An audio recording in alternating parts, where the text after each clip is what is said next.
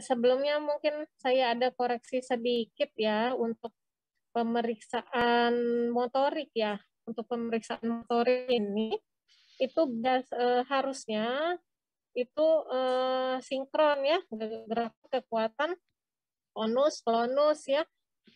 Kalaupun ada dia kayak apa ya, misalnya dia gerakannya nol ya, misalnya dia kayak pernah ada pasien itu dia kayak pura-pura lumpuh gitu ya, dia bisa angkat katanya ya, tapi kita lihat onus sama refleks fisiologis dan tidak ada refleks patologis ya, jadi normal ya. Nah di sini mungkin ada koreksi dari saya, itu karena di lengan kanan dan tungkai kanannya itu gerakannya cukup, tapi kekuatannya nol, itu mungkin kebalik saja ini ya, aturannya gerakan pada lengan kanan itu kurang ya, sama tungkai kanan kurang dengan kekuatan nol dan tonus yang meningkat ya. Sedangkan kalau kekuatan dan tonusnya itu kekuatannya 5, kemudian tonusnya normal, itu pasti gerakannya itu cukup ya.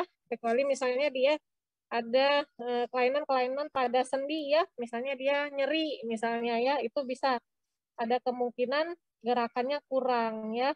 Tapi kalau harusnya untuk gerakan, kalau misalnya memang dia tidak ada kelainan sendi atau tidak ada nyeri, itu untuk gerakannya juga cukup harusnya. Mungkin ini agak kebalik aja ya untuk skenario-nya di fungsi lengan kiri sama tungkai kirinya cukup, sedangkan di lengan kanan dan tungkai kanannya itu kurang ya. Jadi itu tadi timbul pertanyaan ya dari siapa tadi ya, ya jeli ya, cukup jeli. Jadi begitu ya untuk koreksinya dulu. Nah ini jadi kita dapat pasien dengan datang dengan keluhan adanya defisit neurologis di sini ya. Tentunya untuk menegakkan diagnosis itu kita harus melakukan anamnesis, pemeriksaan fisik, dan juga kita terkadang memerlukan pemeriksaan penunjang ya. Jadi untuk di neurologi sendiri itu diagnosisnya itu ada 3, yaitu diagnosis klinis, yaitu diagnosis yang kita dapatkan dari pemeriksaan klinis neurologis, kemudian diagnosis topik, itu topiknya atau letak lesinya itu di mana ya, kemudian etiologinya sendiri ya, diagnosis etiologi yang mendasarinya apa. Nah, jadi pada kasus ini kasusnya cukup khas sekali ya. Jadi ada di sini dia didapatkan adanya kelemahan. Ada kelemahan, kemudian ada gangguan fungsi luhur ya. Nah, di sini kemudian dari pemeriksaan cranialisnya didapatkan ada parese nervus 7 ya, eh, yang sebelah kanan ya. Jadi ada parese nervus cranialis juga. Kemudian ada pemeriksaan kalau misalnya pasiennya tidak sadar ataupun pasiennya afasia global itu tidak bisa dinilai ya, seperti kayak pemeriksaan yang memerlukan kooperatif pasien ya, kayak pemeriksaan sensori gitu belum bisa kita nilai ya.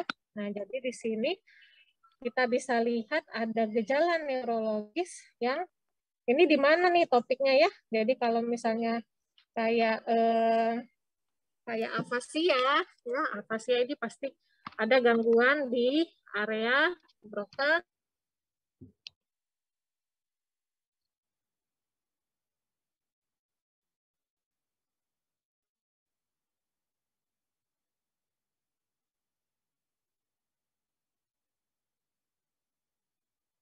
Di mana MCA itu akan memperdarahi bagian lateral dari frontal, temporal, dan parietal lobus ya. Juga di situ corona radiata dia juga ada supporternya kayak corona radiata, globus pallidus ya. Itu putamen itu diperdarahi oleh MCA juga ya. Jadi kalau misalnya itu terkena daerah-daerah tersebut mengalami gangguan, itu akan timbullah defisit neurologis ya. Defisit neurologisnya apa? Itu biasanya pada MCA ini itu akan ada hemiparese ya, ataupun hemiplegi ya. Hemiparese kalau misalnya dia kekuatannya lebih dari 0 ya. Kalau plegi kita itu kekuatannya 0 benar kita bilang hemiplegi, di mana terjadi kelemahan atau kelumpuhan sesisi tubuh yang diikuti dengan perubahan refleks fisiologis dan tonus dan dapat disertai dengan refleks patologis ya. Nah, jadi di sini kita memastikan bahwa memang ini lesinya lesi upper motor neuron ya. Karena tonusnya meningkat, refleks fisiologisnya meningkat, dan ada refleks patologis ya. Ini adalah ciri-ciri dari lesi upper motor neuron ya. Cuman harus hati-hati juga biasanya pada fase-fase denervasi akut itu kadang-kadang bisa kita temukan pemeriksaan klinisnya itu laksit ya, tapi untuk refleks patologis itu selalu ada pada upper motor neuron. Kalau dia kelainannya pada lower motor neuron itu tidak akan didapatkan refleks patologis ya. Jadi kalau UMN nih, UMN dari mana ya? Berarti dari korteks sampai ke medula spinalis ya, di situ kelainannya. Kalau dari radik sampai ke nervus perifer itu akan kita temukan gejala-gejala power motor neuronnya. Nah, jadi ini kita sudah bisa pastikan nih, ini pasti UMN-nya lesinya. Kemudian pada MCA stroke ini, itu biasa juga didapatkan karena area Broca tadi sama Wernicke ya, itu akan ada gejala afasia ya, kebetulan pada pasien ini karena comprehension-nya terganggu, kemudian only kelancaran bahasa juga terganggu, kemudian namingnya juga pasti terganggu ya. Ini kita sebut dengan afasia global ya. Kemudian juga kadang-kadang bisa juga ada gangguan sensorik juga ya. Nah, sedangkan kalau untuk ACA tadi kan dia cuman di daerah medial dari frontal dan parietal ya. Jadi biasanya ya gejalanya bisa hemiparese ya, ada defisit sensorik ya, atau ada apraksia gitu ya. Jadi kayaknya kalau lihat CT scan-nya juga ini kan impaknya di mana nih? Di fronto parieto temporalis sinistra ya. Jadi ini kasus ini kemungkinan besar ini memang suatu stroke di MCA ya. Nah, itu untuk klinis dan topiknya. Nah, sekarang kita tentukan etiologinya. Etiologinya apa? Nah, benar ya, saya sepakat tadi dengan presentan, ada yang menyebutkan bahwa memang ini adalah suatu kasus kardioemboli stroke ya.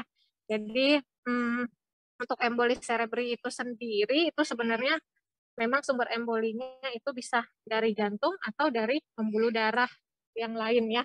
Jadi kalau dari jantung kita bilangnya kardioemboli, tapi kalau dari trombus dari pembuluh darah lain yang lepas itu kita sebutnya dengan tromboemboli gitu ya. Tapi pada pasien ini kita lihat dia ada riwayat, ada gejala ya sesak nafas, kemudian ada jantung berdebar-debar, kemudian pada pemeriksaan fisik itu kita temukan adanya pulsus defisit ya. Pulsus defisit ini sering sekali terjadi pada pasien atrial fibrilasi ya. Kok bisa sih dia emboli ya? Sebenarnya untuk emboli dari jantung itu memang yang paling banyak itu biasanya karena adanya hipokinetik atau akinetik dari jantung ya. Biasanya akibat dia biasanya post myocard infarct atau ada kelainan katup ya, atau yang ketiganya ada gangguan irama kayak atrial fibrilasi. Tapi nanti untuk bagian jantungnya akan dijelaskan lagi lebih jelas mungkin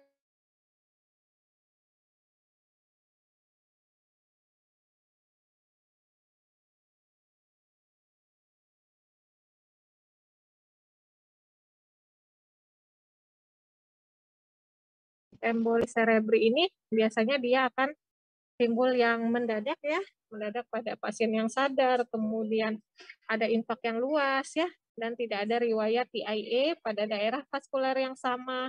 Kemudian pada pemeriksaan fisik atau tambahan itu kita temukan adanya pemeriksaan jantung yang abnormal ya, dan tidak ada penyebab emboli arteri yang lainnya. Jadi misalnya nanti diperiksa mungkin ada di echo atau oleh sejawat kardiolog ya, mungkin ada embolinya ketemu gitu ya. Oke, jadi karena tadi ada riwayat atrial fibrilasi ya, jadi ini memang kasus ini lebih ke kardioemboli stroke ya. Kemudian faktor resiko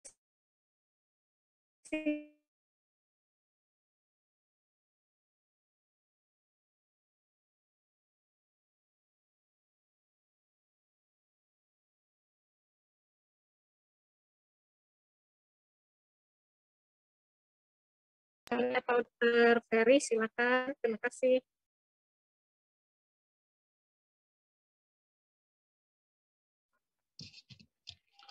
Terima kasih Dokter Masita. Dokter Ferry izin dok, apa mau menjelaskan terlebih dahulu dokter?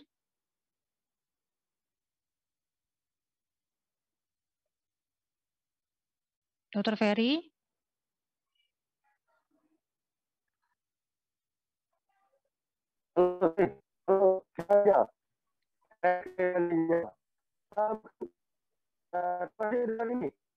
Silakan. Karena saya baru saja selesai guys. Oh ya, baik dokter. Izin, ya.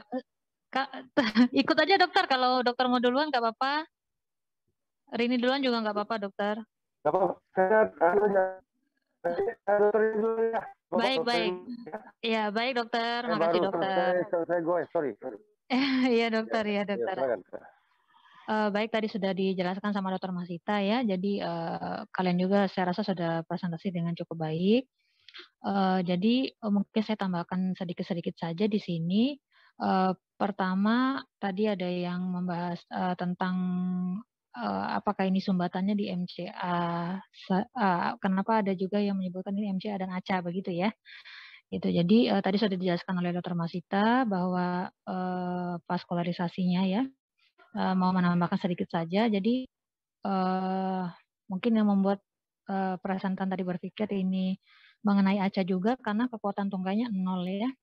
Seperti yang kita tahu bahwa pusat motorik itu kan ada di gyrus presentralis.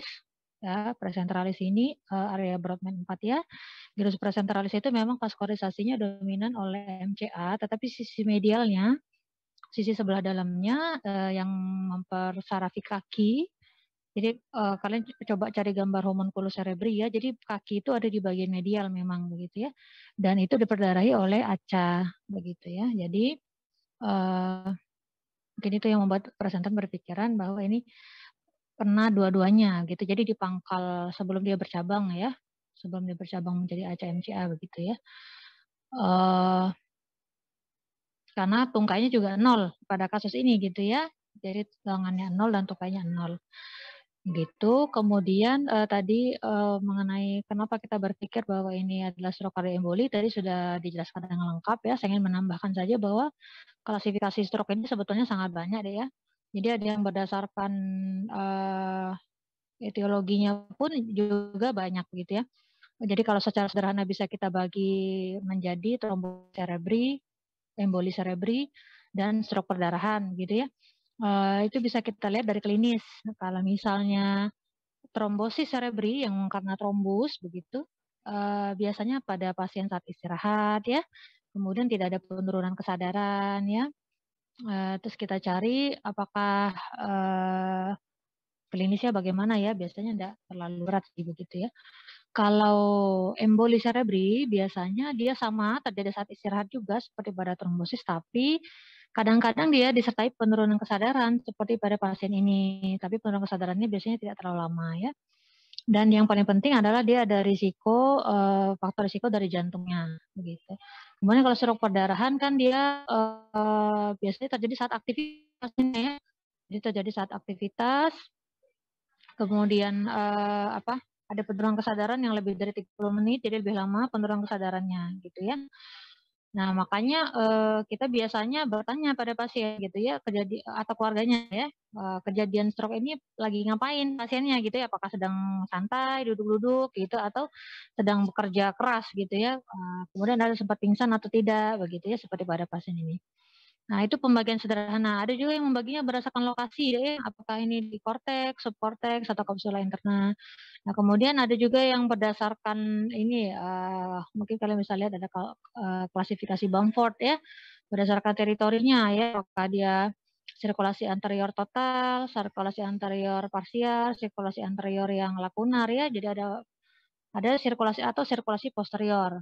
Bisa seperti itu, yaitu Bamford ya. Ada juga yang dibahas juga oleh kelompok tutor saya kemarin itu menurut TOS kriteria ya. Kriteria TOS itu stroke untuk stroke iskemik mungkin lebih jelas dia ya. Jadi dia ada large penyumbatan yang di large vessel atau pembuluh darah besar, ada juga penyumbatan yang di small vessel, ada stroke kardioemboli, juga ada stroke yang karena penyebabnya belum diketahui begitu.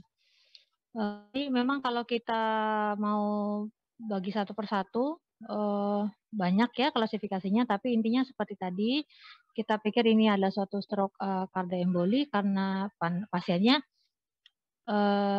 mengalami penurunan kesadaran ya, meskipun sekarang sudah sadar penuh, tapi ada gangguan komunikasi. Kemudian ada faktor risiko jantung yang jelas gitu ya, kita dapatkan adanya atrial fibrilasi pada pasien ini. Jadi kita pikir oh ini sepertinya adalah suatu stroke kardioemboli ya. Satu lagi tadi ada yang bertanya tentang tata laksana ya untuk AF nanti sama Dokter Ferry. Tadi tata laksana sudah baik ya sesuai guideline per dosis. Jadi kita harus tensinya bagaimana begitu ya, kemudian pemberian cairannya bagaimana, oksigenasinya bagaimana gitu ya, kalau ada kejang bagaimana. Nah, yang mau saya tambahkan lagi, tadi juga sudah ada menyebutkan neurotropik ya. Nah, satu mungkin tadi yang saya belum dengar, pada pasien-pasien yang kita curigai ada peningkatan tekanan intrakranial ya. Jadi misalnya seperti pada pasien ini kan ada sakit kepala ya, sempat tidak sadar begitu. Infaknya luas begitu ya. Kita khawatirkan itu mengancam pasien ini, maksudnya bisa berisiko terjadinya suatu herniasi gitu ya. Jadi biasanya kita pantau ya. Jadi kalau ada tanda-tanda TIK misalnya pasiennya masih tidak sadar atau ada muntah menyemprot, nyeri kepala hebat ya, kita bisa berikan osmoterapi ya untuk membantu menurunkan tekanan intrakranialnya ya. Biasanya yang kita gunakan adalah manitol ya, manitol 20% ya. Bisa juga kita lakukan manuver lain misalnya dengan meninggikan kepalanya 30 derajat. Kemudian bisa dengan oksigenasi yang maksimal ya.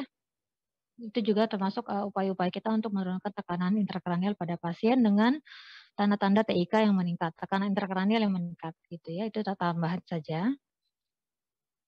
Untuk yang neuro saya rasa tadi sudah dijawab lengkap ya. Ada yang masih bingung atau bagaimana, Dik? Sebelum kita dengarkan penjawab dari expert kardiologinya. Untuk yang stroke-nya atau neuronya sendiri, apakah sudah cukup jelas? Atau masih ada pertanyaan? Atau ada pertanyaan dulu?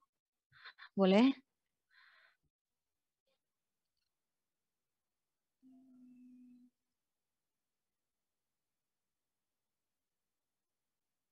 Baik, kalau tidak ada pertanyaan, mungkin kita persilakan pada Dr. Ferry, Dok. Tadi ada pertanyaan tentang kenapa bisa terjadi AF dan tata laksana AF itu seperti apa, Dokter? Izin, Dok. Oke, terima kasih dokter ini.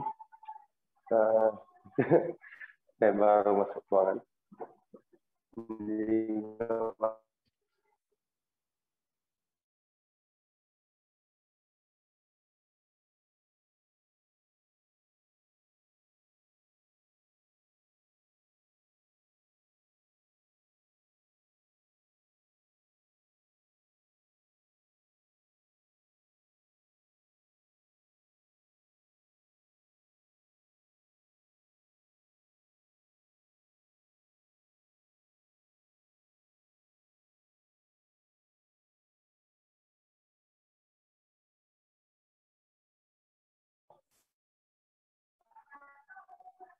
Halo? Halo? Halo? Iya, Dok. Halo, iya, Dok. Terdengar, Dok. Alhamdulillah sudah terdengar kembali ya. Iya, Baik, Dok. terima kasih dokter ini, dokter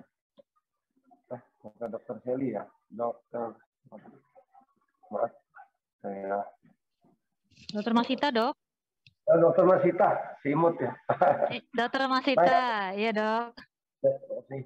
Jadi pada kasus ini, saya tadi agak tertinggal karena sambil voice. Jadi maaf, tapi saya sempat dengar bahwa kita tahu bahwa pada kasus stroke ini ada keterlibatan kardio ya, di mana kardio ini ada gangguan irama ya, jadi ada irama yang berupa atrial fibrillasi.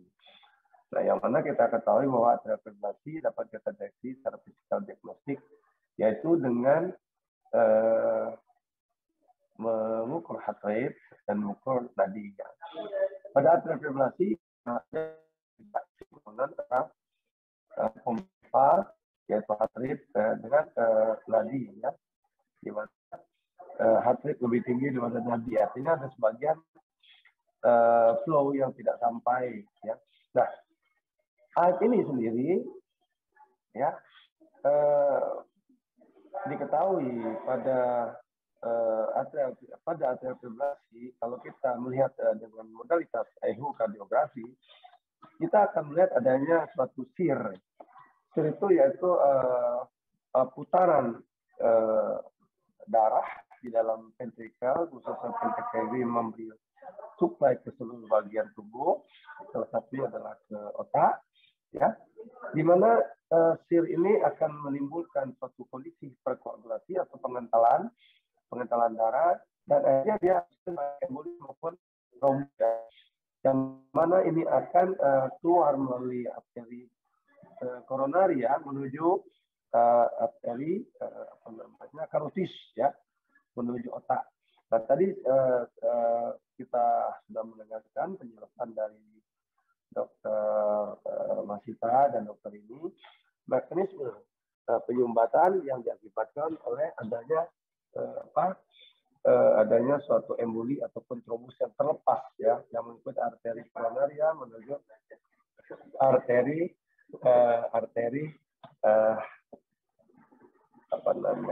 karotis ya. Nah, sekarang kita kembali ke AF ya. Mengapa timbulnya AF? Ini banyak sekali penyebabnya ya, termasuk adalah gangguan endokrin, misalnya pada kuat atau hipertiroid ya. Kemudian ada suatu kondisi, misalnya gangguan pada otot yang disebut kardiopati, di mana sebagian parsial segmen daripada ventrikel ini melemah ya, kena gangguan supply misalnya, kemudian dia akan ketidaksinkronan pompa ini akan menimbulkan suatu atrial fibrillasi atau stir. Nah, juga kondisi-kondisi seperti long standing hypertension, SHD misalnya pada sklerotik ya, juga misalnya anemia ya. Jadi berbagai macam penyakit dapat menyebabkan gangguan atrial fibrillasi ini, termasuk hipoksia ya. Nah, makanya pada kasus seperti ini kita harus mengumpulkan modalitas, semua modalitas ya, artinya anamnesis yang jelas ya, kemudian laboratoris ya. Nah, dan didukung dengan modalitas alat pemeriksaan canggih seperti ehokardiografi. Nah, kalau kita berada di daerah, tentu kita tidak akan mempunyai alat eho ini, sulit ya alat eho ini, apalagi kalau saya dulu di puskesmas misalnya bertugas ya, buru-buru eho, alat EKG saja tidak ada. Nah, makanya penyakit dalam itu physical diagnostic itu memegang peranan penting. Ya, kita cukup dengan memegang nadi dan mendengarkan heart rate melalui stetoskop. Jadi kalau stetoskop sama nadi itu tidak sinkron, itu atrial fibrillasi ya. Dan kita berpikir apa penyebabnya? Anamnesis yang jelas pada pasien ini. Ya. Nah, jadi memang kalau di era canggih saat ini enak sekali ada adik cukup melakukan echo, kita bisa melihat adanya trombus atau tidak. Ya, artinya trombus ini bisa saja timbul di satu segmen daripada ventrikel, ya, atau tidak ada trombus di sana, tetapi trombusnya terlepas. Ya. Nah, modalitas lain yang kita periksa adalah dengan periksa karotis, ya, echo Doppler namanya. Kita melihat apakah ada plak-plak ya. Nah, plak-plak ini ada akibat adanya suatu kondisi dislipidemia, misalnya LDL yang meningkat. LDL meningkat, trigliseridnya meningkat, ya, disertai dengan gangguan nitric oxide, misalnya pada perokok, ya, pada pekerja-pekerja di pabrik misalnya, ataupun ada kondisi di mana adanya gangguan pengentalan darah, ya. Nah, plak ini tumbuh muncul akibat adanya suatu akumulasi daripada dislipidemia disertai trombositosis misalnya. Nah, kemudian dia akan terlepas ya akibat pressure yang tinggi tadi, ya, mengikuti arteri karotis menuju otak. Tadi sudah dijelaskan mekanisme di mana. Tinggal di mana dia bersemayam, di mana dia tinggal, area di mana dia tersumbat tadilah. Jadi intinya kita sebagai dokter mencegah ada AF. Nah, kalau masalah obat-obatan yang kita berikan berdasarkan guideline, memang dosis paling superior ya untuk memperbaiki AF ini. Tetap saja modalitas awalnya pakai perkoagulasi, misalnya pemberian Caspilek, pemberian Clopidogrel, pemberian. Sekarang obat-obat banyak ya, tinggal kita mau apa saja ada, ya, ada pokoknya banyak deh semua obat. Kan guideline bisa lihat. Pilihan obat itu banyak, tapi yang kita berikan pertama ya, Caspilek. Nah, kemudian yang lain adalah dengan memeriksa. Jadi selain labor physical diagnostic, kita periksa labor. Labor misalnya apa kita? Profil lipid, LDL, triglycerid, profil lipidnya 4 macamnya, kolesterol total, dan juga adanya triglycerid tadi. Nah, kemudian EKG itu bisa menjelaskan atrial fibrillasi, ya. Baru echo misalnya, ya. Nah, ini modalitas kita untuk melakukan pemeriksaan. Tadi ada pertanyaan nggak yang belum dijawabnya, tadi? Tata laksananya, Dok? Tata laksana dari AF ini? Iya, AF-nya, Dok. Ya, AF-nya kan kita tetap berikan digoxin, ya. Digoxin dosisnya menyesuaikan, ya. Kalau AF-nya AF normal slow, ya kita beri mungkin setengah dosis, ya. Tapi kalau dia 140, 1 kali 1 tablet, tetap saja follow up, monitor ketat, pasien ini jangan sampai terjadinya bradikardi misalnya, malah parah, maka lepas sebanyak, ya. Nah, ini barangkali yang perlu kita lakukan. Tapi tentunya kalau dia kan pasien neuro ya, nah, pasien neuro ini biasanya kita dengan neuro, ya kita jantung itu satu tim dengan neuro ya. Seperti kemarin kasus pasien itu pasien infak, saudara, pasien infak udah lama, udah 5 tahun dia infak, tidak mau izin, kemudian menjadi congestive heart failure. Setelah congestive failure tiba-tiba dia bicara pelo. Nah, setelah tentu kalau dibicara pelo kan masuknya ke UGD, ya, stroke kan, dia pasti dirawat neurolog. Tapi neurolognya sudah tahu kasus background-nya, terpercaya, kita rawat bersama. Kami rawat bersama, ternyata dia trombosis cerebri, ya. Jadi CPDNH yang non-hemorrhagic lah ya. Nah, saya echo itu ternyata segmental bolset abnormality atau coronary, memang infak lama, disertai congestive heart failure, pompanya udah mulai turun. Nah, di periksa darah, di dimer fibrinogennya meningkat, TGLDR-nya juga meningkat, ya. Tapi tensinya mulai turun karena drop, ya. Kenapa? Pompanya sudah mulai letol, ya, sudah pompa sudah melemah. Nah, kami kerjasama, dan kemudian mungkin tindakan-tindakan lain nanti dari bagian neuro lah. Nah, demikian kalau dari saya, terima kasih atas kesempatannya. Terima kasih, Dokter. Baik. Apakah sudah cukup jelas deh atau masih ada yang mau ditanyakan ke Dokter Ferry mengenai atrial fibrilasinya?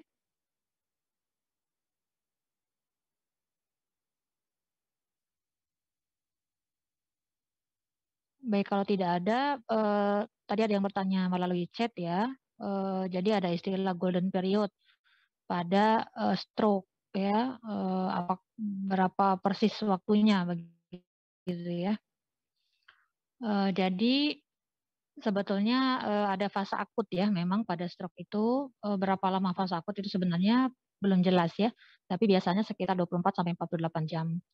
Nah, tapi untuk istilah golden period-nya sendiri, mungkin sebenarnya begini ya, intinya stroke itu semakin cepat kita atasi, kita tata laksana akan semakin baik prognosisnya, yang berarti akan semakin besar peluang pasien untuk mengalami sequelae yang minimal gitu. Jadi ibaratnya semakin cepat diterapi akan semakin besar kemungkinan dia pulih sembuh tanpa gejala sisa gitu ya.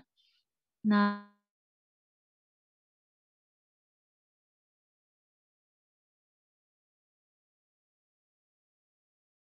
kita lakukan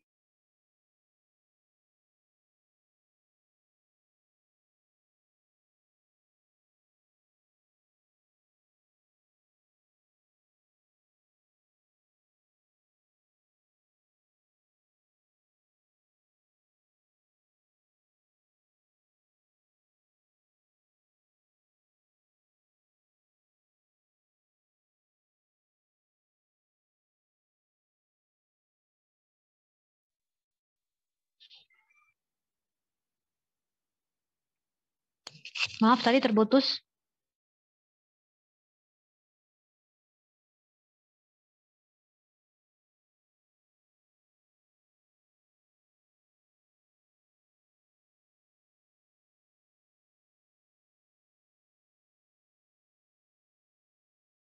Adalah 3 jam ya.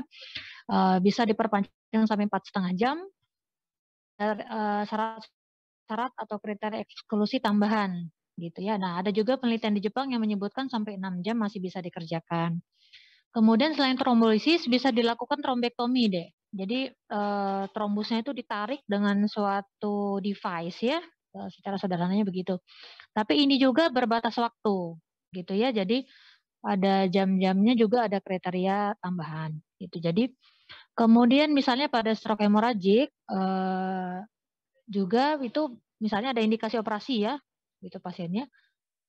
Semakin cepat kita lakukan operasinya, peluangnya akan semakin baik begitu ya. Jadi intinya kalau dibilang golden period itu untuk tata laksana memang ada batas waktunya ya, seperti tadi trombolisis atau trombektomi. Tapi secara umum memang stroke itu time is brain. Jadi ada omongannya time is brain ya. Jadi semakin cepat pasien itu ditata laksana akan semakin besar peluangnya untuk sembuh tanpa sequelae. Begitu ya, tanpa gejala sisa. Itu jadi intinya begitu.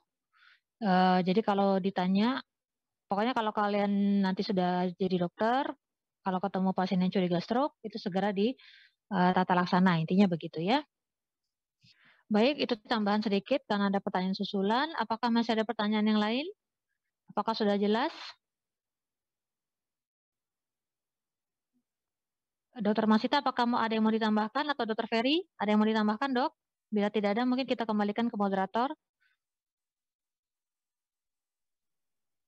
Artinya dokter ini cuman ini ya, kalau misalnya kita ini, kalau kita mendapatkan ada kasus AF dengan stroke ya, kita juga harus mempertimbangkan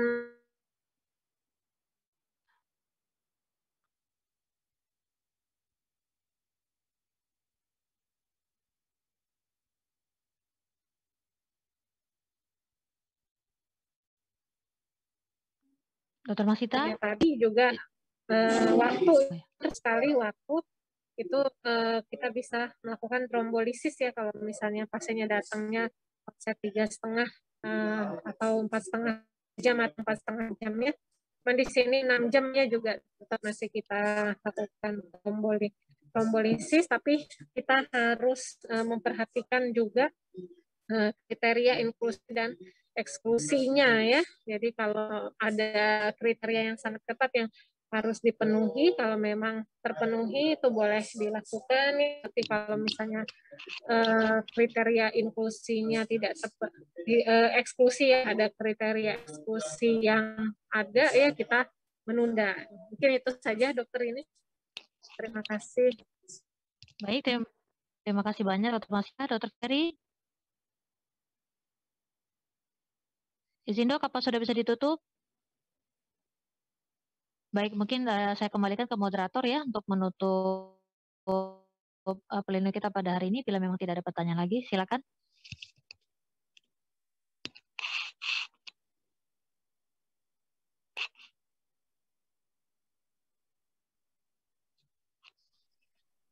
Nah, ini mana moderatornya nih? Moderatornya kemana nih?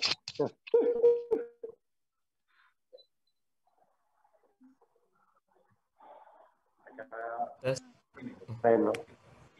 Tadi ada error, dokter. Baiklah, Ya. terima kasih. Silakan bisa tutup, dokter. Ya, silakan ditutup ya, Dek. Ya, silakan. Baiklah. Terima kasih atas penjelasannya kepada Dr. Masita, Dr. Irwin Ferry.